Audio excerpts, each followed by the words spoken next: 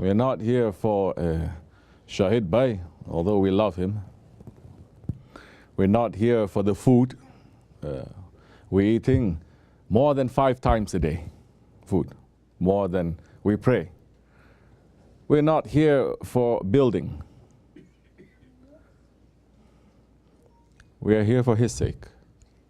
So many of us, we're coming from countries that have been holding on to this tradition of thanking Allah for the sake of the Prophet ﷺ for centuries, for over 1,000 years. The reason why we came into this country, in the west of the west, this is beyond the west now, this country of the Akhir Zaman,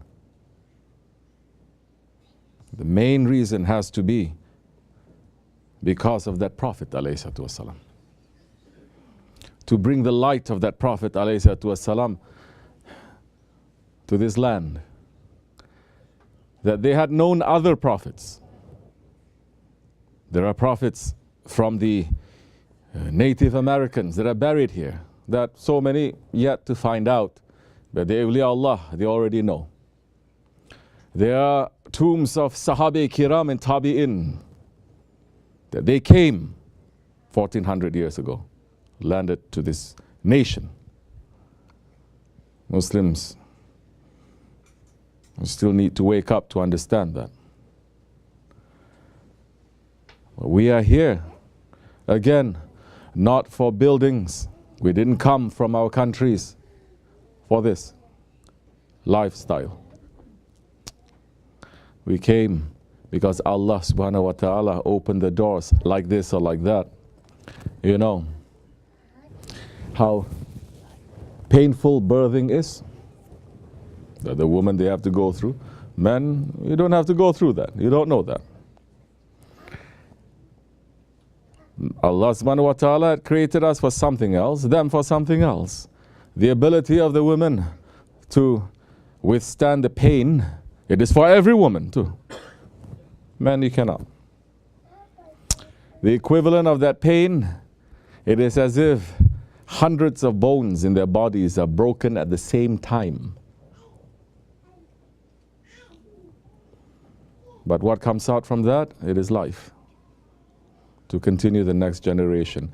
Our birth from our home countries, Islamic countries, into this world, into this new world that they call it, was also very painful. Our grandfathers and great-grandfathers had to pay a very big price, but we are here. And we are here to spread this light of the Prophet ﷺ in whatever capacity that you are doing. Don't think you have to be a da'i. Don't think you have to be a scholar. Don't think you have to be a Sufi or an alim. No. Holy Prophet ﷺ, he had 124,000 sahabis, and they all spread that light according to their capacity. Some, they knew how to read and they knew how to write. Some. Most did not. Some, they were sent to the Holy Prophet ﷺ, and the Prophet then sent them to different nations. They did not even know that language, how to read or write or even speak that language.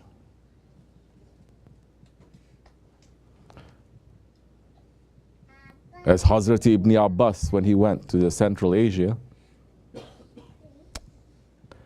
one man, he made the whole of Central Asia, which is the birthplace and the place where Tasawwuf is protected, to become Islam. Allah has given, in reality, this privilege to His nation in the Akhir Zaman. It is given to us. One smile that you are making, it is spreading the light of the Prophet ﷺ. One kindness that you are showing, one sunnah that you are carrying, men and women, you are showing this.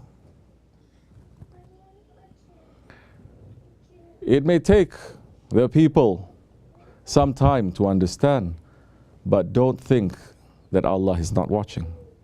Don't think that the prophets, they are not watching. Don't think that the angels, they are not watching.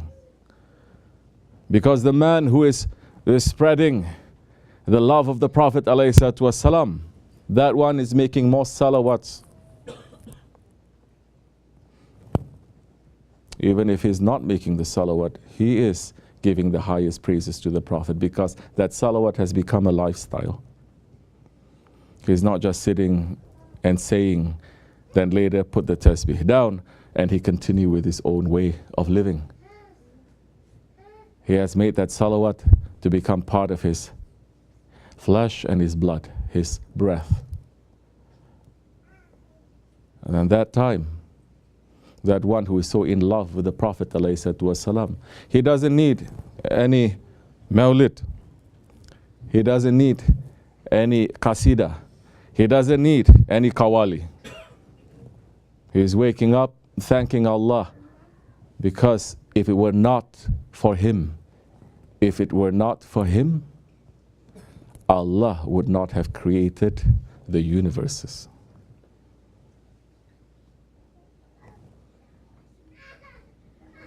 Just from that love of the Holy Prophet ﷺ, the dead became alive. From that love of the Prophet ﷺ, that palm tree cried out from that love. They are trying to tell us now, in these days, don't cry for that Prophet.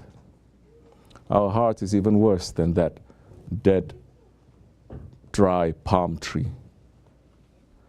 We have to. Inshallah, it is only from Rahmatil lil Alameen, the mercy to the universes, that you will find mercy, that you'll be able to spread mercy. Holy Prophet did that. His whole mission was mercy. Other people thinking that it is hate or war or this, it was not.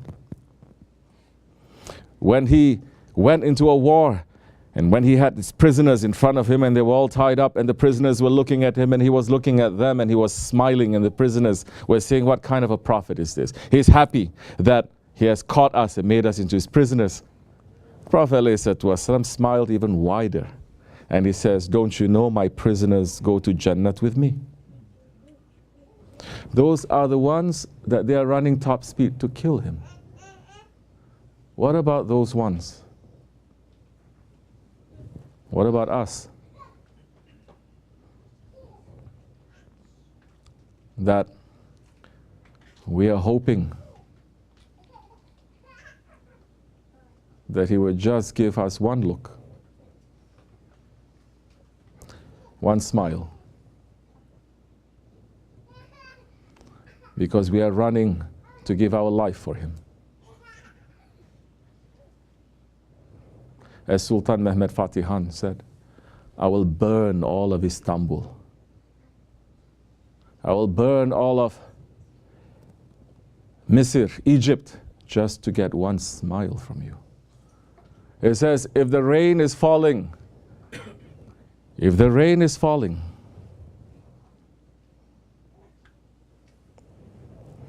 and is not falling because of the love for you, I don't want the rain. If the wind is blowing without any love for you, I don't want the wind. I don't want anything that doesn't have love for you. Ya Rasulullah. This was a sultan that the Prophet himself praised, being the best of the generals and his army being the best of the armies when they took over Rum. Never forget, Prophet ﷺ is saying, Rum will be conquered twice. There is Rum, there is Byzantine, and there is Rome. There is the Vatican. And that was a plan that Sultan Mehmed Fatih was making. After Byzantine, he was marching to Rome. But as always, mankind and our ego interfering, the plan took a different turn. Inshallah, this is our intention.